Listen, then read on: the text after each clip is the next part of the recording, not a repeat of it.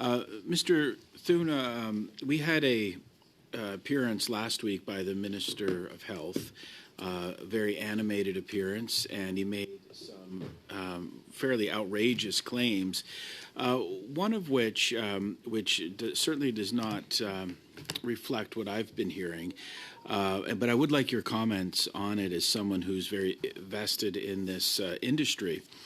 He said that the new regulations on natural health products would only negatively impact, and I'm quoting him here, people who are negligent and wildly out of compliance. So, in your opinion, is this a true statement, or does the minister not accurately reflect the state in Canada of the natural health product industry? What I can say is that I can echo what has been said before this committee, is that our industry is, on the whole, wildly compliant.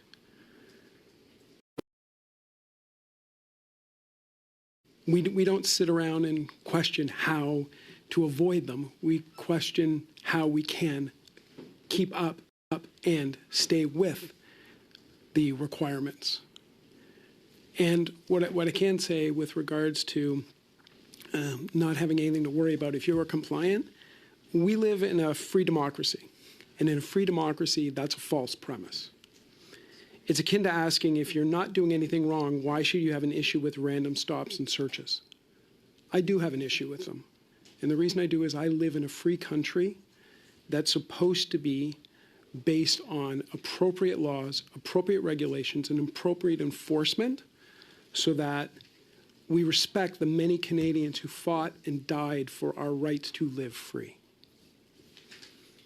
Thank you. Now, I think you mentioned that you have 10 people employed at your location, and that's certainly reflective of what we're hearing and understanding about the industry in all corners of our many communities across the country, that a lot of mom and pop type shops, small businesses that are impacted by these regulations. So could you give some of your insights from your perspective on how Bill C-368 will help those shops and family-owned businesses like your own? Bill 368 will make it so that we have an environment similar to the environment we've been living under since the creation of the Natural Health Products Directorate. And that is an environment where we know what is required of us. We know essentially what the goalposts are, and we know how to meet these requirements. The problem is, once you start moving the goalposts and keep moving them, it's uncertain. And with uncertainty, you're virtually creating a guarantee that companies that are trying to stay in compliance will not be physically able to. We're a small company. In fact, we're actually larger than most of the companies in our industry, based on a number for number basis, but we're still a very small company. We're very proud of that. We do an awful lot with our small staff, and we're proud of that. The biggest challenge we have is keeping up and maintaining our high level of compliance with the number of people we have. Okay, and we're very concerned with keeping as many businesses, small, medium, and large, as possible in Canada. In today's day and age, businesses can move, and what we've heard from industry in a survey that was done is that up to 20% of businesses would consider moving if in the current context. So if Bill C-368 doesn't pass, what does the business case in Canada look like versus other international competitors? There's not much of a business case for Canada if this bill doesn't, and if if everything Health Canada and the government are trying to put through or say they're going to put through happens, there's not much of a case for staying in Canada. And to add to that is the aggressive nature which American states are pursuing us. Wow. I, for one, have been approached by multiple U.S. states willing to give me the star, the sun, and the moon to move. They are willing to help in immeasurable ways economically to make it a no-brainer decision. Okay.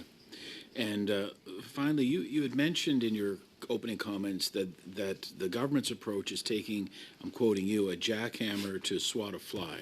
So can you elaborate a bit on that, on what could be done rather than this approach? As a member of the industry, I would be more than happy to sit down, and I know many of my colleagues would as well, with the government to work out a realistic and appropriate recall measure and system for natural health products. But having said that, before that even begins, the government, through Health Canada, should actually start using the tools they have. Having regulations without enforcement is like saying, nobody go over 60 kilometers an hour, but there's going to be no radar, there's going to be no police officers, we're going to just hope and pray that you do. And how many of us think that's actually going to happen? Thank you, Mr.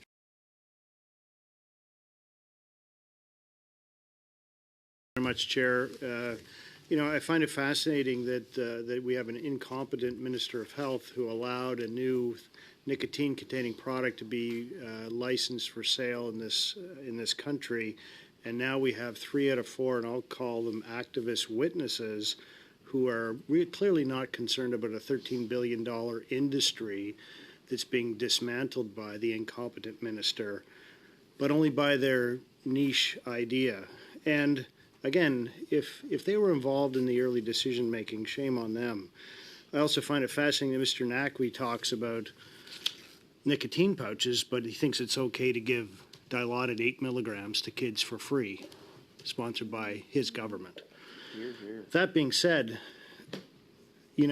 this does affect the definition of what a therapeutic product is, and which also then leads down the cascading road that Mr. Thuna, who's the only person here from the actual industry, whose business will be decimated by the overregulation of an industry, which we have heard multiple testimonies, which says that these products are overwhelmingly safe.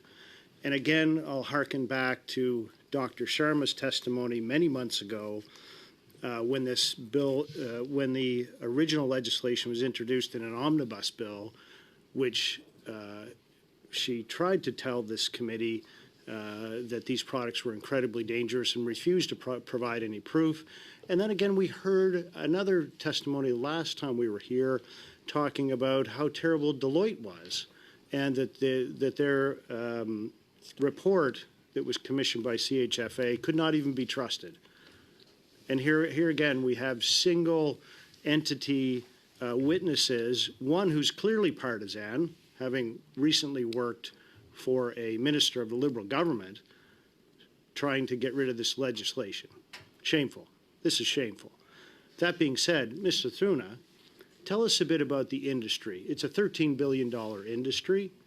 My understanding is that it's mostly small businesses like your own, and many of those small businesses are run by women as well. And so are we going to, what's going to happen to all of these businesses? What I can tell you is that we are classified as a small business, and yet saying that, we're still larger than most businesses in our industry. Most businesses in our industry employ, from my experience, 3 or less people. A lot of them are passionate people who get into the business because of personal requirements or family requirements. And many of them are led by women. I would say, from my knowledge, probably, if not 50%, pretty darn close. There's also a high percentage that are run by minorities, many also by new immigrants. And as I said earlier, we as an industry try to comply. Overwhelmingly, we try to.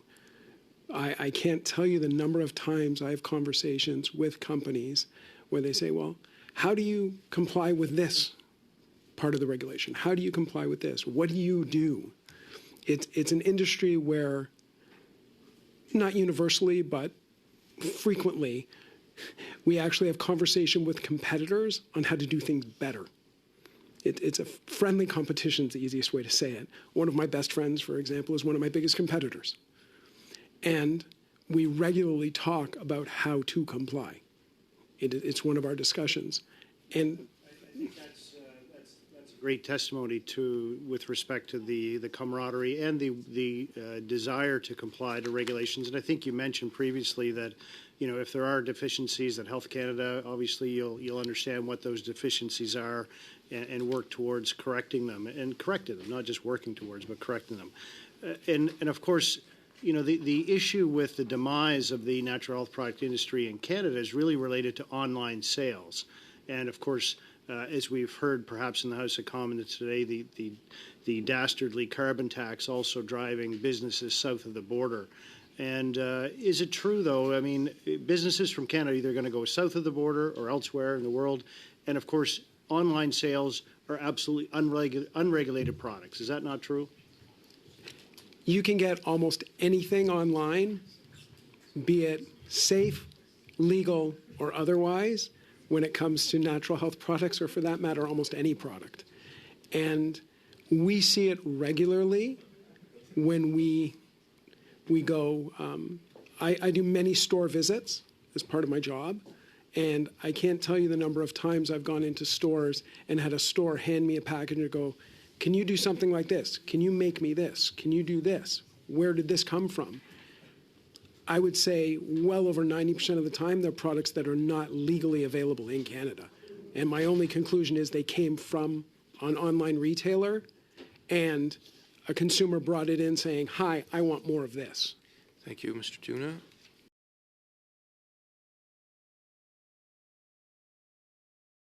Mr. Chair, and I want to thank all the witnesses. I really appreciate the conversations that we've been able to have here today, and it's actually been really interesting because it's not necessarily on the subject at hand. It became on the subject at hand because the government decided to use a very blunt tool. And so I'm just going to walk us back a little bit. In November of 2023,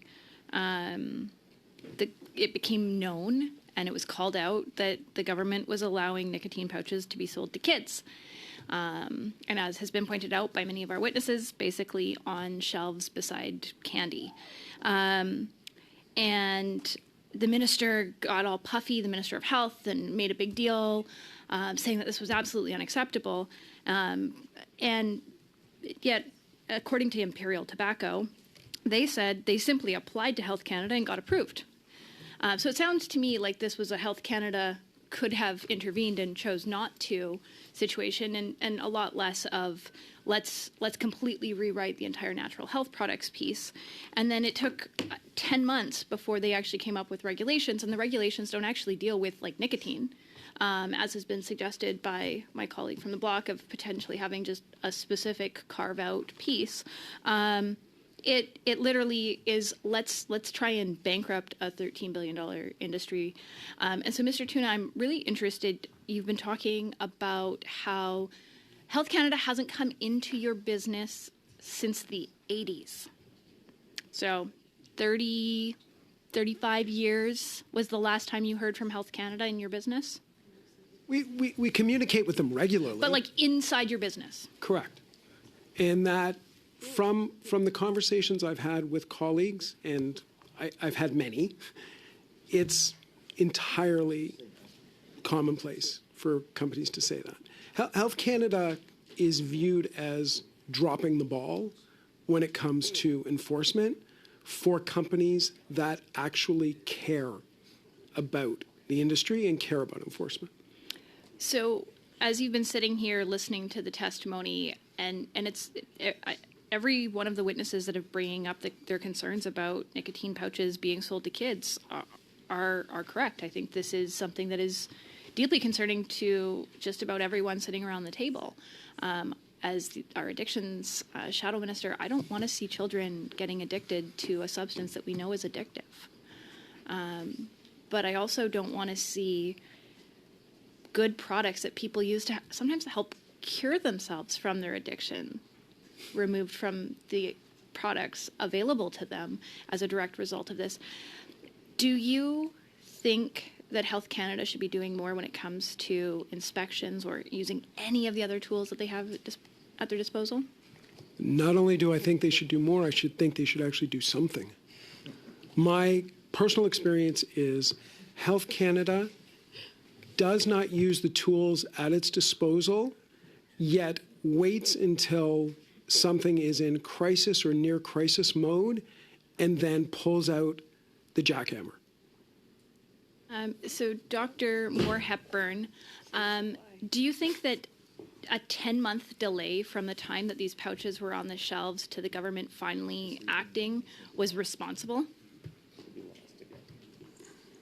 I think as a practicing pediatrician, what I can offer to the committee is that it's important that we have the complex and complicated conversation about how it is we're going to regulate nicotine more broadly, how it is we're going to maintain and preserve access to nicotine replacement therapy to those individuals who need it, while simultaneously restricting access to new and novel threats. I think that that is a broader conversation that's important for the public to have. Okay, but I'm asking you a very specific question. It took 10 months for the government to actually do anything to prevent kids from being able to access these products. Do you think that that was fast enough? Would you have preferred it to have been sooner? Yes or no? I think everybody looking through the retrospective scope would have preferred that the products not have been approved as they had been. And obviously, any time that the products were available is too long a period of time. Speaking to the speed at which government can and should act is outside of my area of expertise. Fair enough. So my next question is, Ms. Patel. The Minister of Health previously worked for the Heart and Stroke Foundation. Is that correct? And I'm aging myself here. When that happened, I was still in high school, so it's been quite a while. Okay, I'm just... Thank you. Ms. Goodrich, that's your time.